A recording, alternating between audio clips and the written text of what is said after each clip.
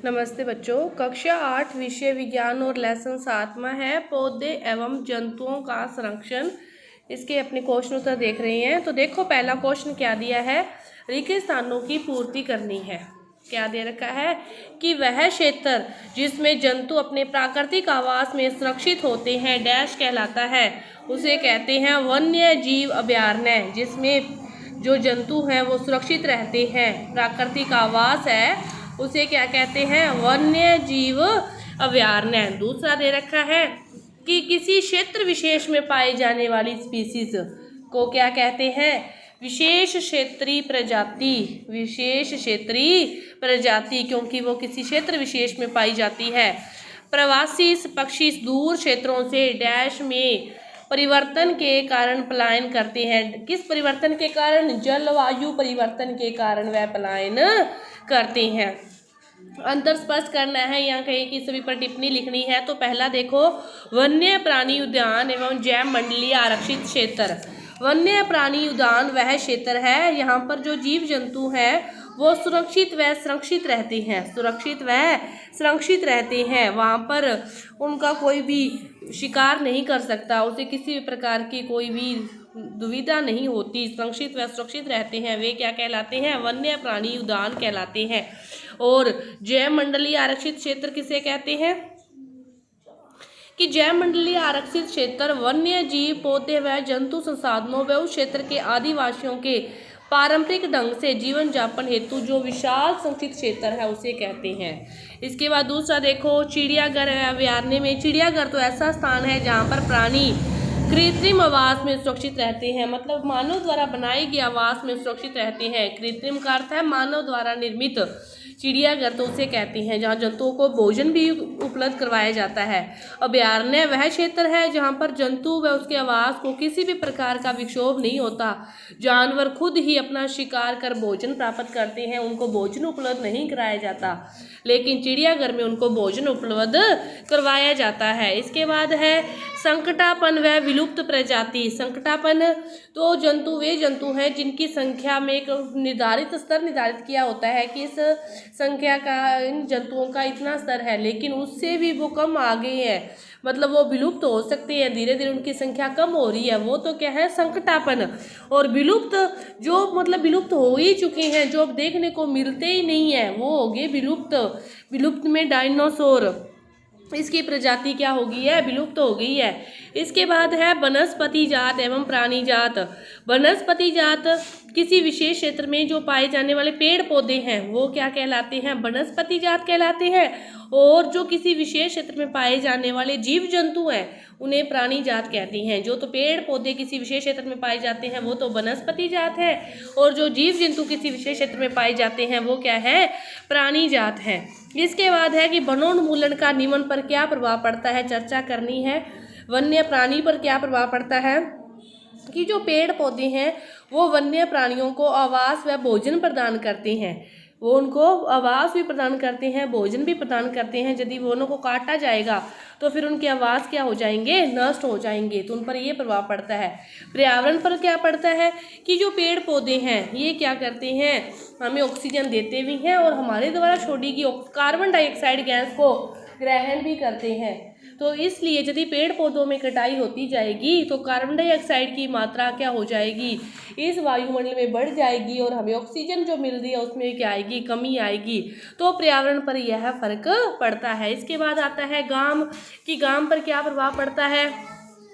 जो अधिकतर खेती है वो गांवों में ही होती है, तो भूमि पर यदि पेड़ों की कमी होगी तो जो मृदा अपरदन है वो क्या हो जाएगा, ज़्यादा हो जाएगा और उसकी ऊपरी परत हट जाएगी। तो जो उपजाऊ मिट्टी है या मिट्टी की जो उपजाऊपन की क्षमता है उसमें क्या आ जाएगी, कमी आ जाएगी और उसमें उतनी उर्वरता क्षमता नहीं रहेगी और खेती है वो ज़्यादा नहीं होगी। यह प्रभाव गांव पर पड़ता है। शहरी क्षेत्र पर क्या प्रभाव पड़ता है, शहरों में जो उद्योग हैं, वाहन हैं वो बड़ी मात्रा में चलते हैं और वनोन्मूलन से फिर पर्यावरण दूषित होता है। तो शहरों में जो रहने वाले लोग हैं उनका जो जीवन है वो स्वस्थ नहीं होगा। पृथ्वी पर क्या प्रभाव पड़ता है पृथ्वी पर वृक्षों की कमी होने से वही मृदा अपरदन होता है, वो सेम बात इसमें मान लो। और अगली पीढ़ी से जो जंतु प्रजातियां हैं वो नष्ट हो जाती है आगे से आगे, तो ये प्रभाव उस पर पड़ता है। इसके बाद देखो चौथा क्वेश्चन, क्या होगा यदि हम वृक्षों की कटाई करते रहेंगे।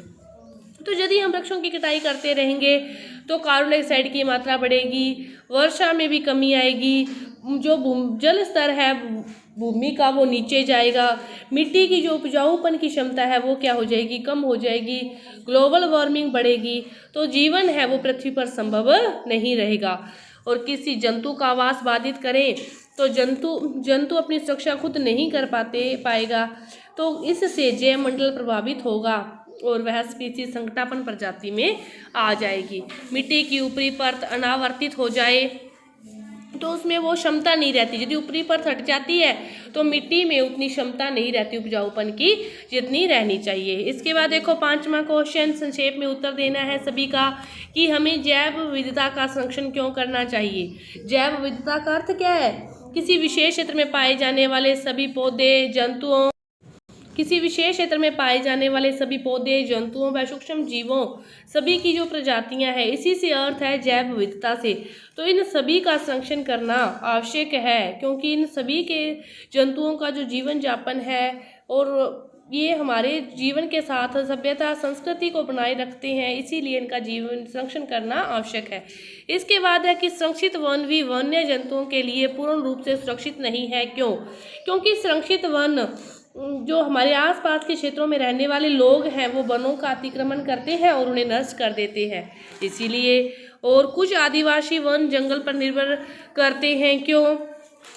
कि यह भी सत्य है कि जो आदिवासी वन है वो पर निर्भर करते हैं। सतपुड़ा जो राष्ट्रीय उद्यान है, इसकी चट्टानों में आवास के इनके जो प्रमाण मिले हैं, तो जिससे आदि मानव के जीवन यापन के बारे में हमें पता चला है। इसके बाद है वनोन्मूलन के कारक और उनके प्रभाव क्या है। वनोन्मूलन के कारक तो क्या है कि कृषि के लिए भूमि चाहिए, घरों व कारखानों के लिए चाहिए, और हमें फर्नीचर बनाने के लिए लकड़ी की आवश्यकता है, पशुओं के अतिचारण के लिए, और इसके अलावा इसके प्राकृतिक कारण भी है, दावानल, भीषण सूखा आदि। वनोन्मूलन के प्रभाव क्या है?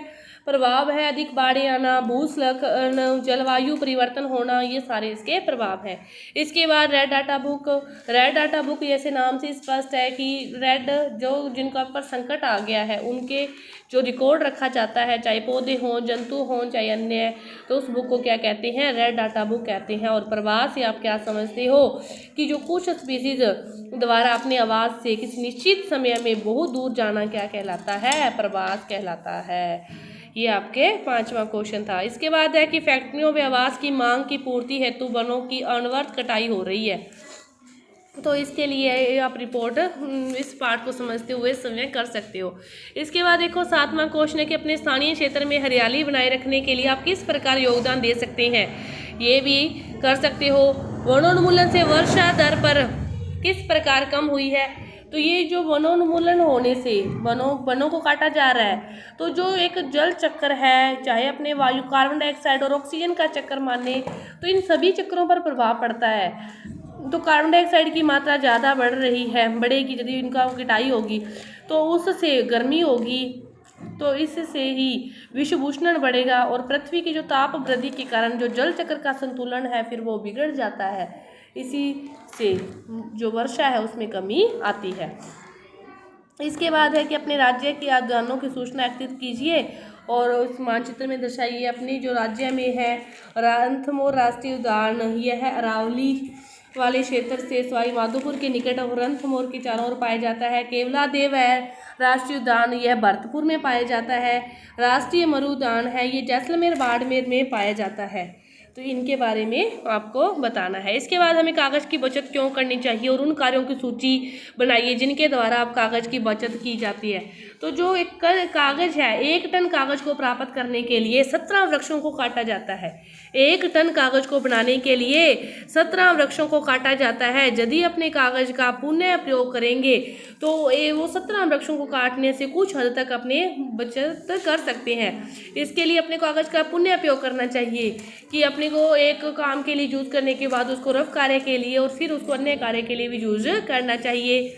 कागज का पुनर्चक्रण करना चाहिए, मितव्ययता से जितना चाहिए जरूरी चाहिए उतनी ही, ऐसे नहीं बिना फालतू के पूरे पेज पर या पूरी कॉपी पर ऐसे नहीं करना चाहिए। और जन जागरूकता अभियान चलाकर भी अपने इसके बारे में बता सकते हैं। इसके बाद है नीचे दी गई पहली कोर्स को भरना है। तो देखो इसमें दे रखा है कि विलुप्त स्पीशीज की सूचना वाली पुस्तक, ऊपर से नीचे एक में भरना है विलुप्त, तो रेड डाटा पुस्तक विलुप्त होने वाली रेड डाटा है। दूसरे पर देखो क्या पूछ रहा है कि पौधे व जंतुओं व सूक्ष्म जीवों की किस्में, पौधे जंतुओं व सूक्ष्म जीवों की कुछ, इसमें आप भरोगे जैव विविधता, जैव विविधता। फिर बाईं से दाईं में दूसरे में आपको भरना है पृथ्वी का वह भाग जिसमें सजीव पाए जाते हैं, पृथ्वी का यह वाला जैव मंडल जिसमें सजीव पाए जाते हैं। विलुप्त हुई स्पीसीज संकटापन, तीसरे पर आपको भरना है विलुप्त होगी संकटापन। और एक विशिष्ट आवास में पाई जाने वाली, इसमें भरोगे विशेष क्षेत्रीय, इसमें क्या भरोगे विशेष क्षेत्रीय, एक विशिष्ट आवास में पाई जाती है तो क्या कहलाती है विशेष क्षेत्रीय। तो आपका ये पार्ट है, इसके क्वेश्चन उत्तर पूरे हुए। धन्यवाद।